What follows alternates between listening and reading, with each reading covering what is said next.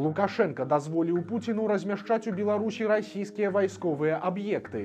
Падчас апошняга прыезду прэзідэнта Расіі ў Мінск была падпісаная дамова аб гарантыях бяспекі саюзнай дзяржавы. Цяпер Уладзімір Пуцін унёс у Дзярждуму законапраект аб ратыфікацыі гэтай дамовы. Згодна з дакументам, ён прадугледжвае не толькі стварэнне так званага ядзернага парасона, але і дазвол на размяшчэнне расійскіх вайсковых аб'ектаў і фармаванняў на тэрыторыі Беларусі.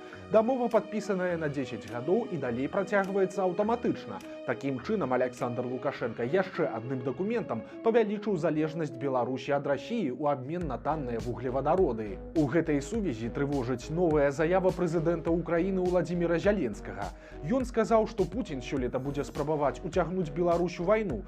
Па яго словах, Расія летам ці восенню будзе размяшчаць свае сілы на тэрыторыі нашай краіны, а далей нібыта будзе думаць, як справакаваць другое ўварванне з тэрыторыі Беларусі. Імаверна, словы Уладзіміра Зяленскага звязаныя з планамі аб сумесных стратэгічных вучэннях пад назвай «Захад-2025», якія якраз пройдуць у верасні гэтага года. Падобнае мерапрыемства 3 гады таму скончылася ўварваннем ва Ўкраіну, таму трывогі Зяленскага не пазбаўленыя сэнсу.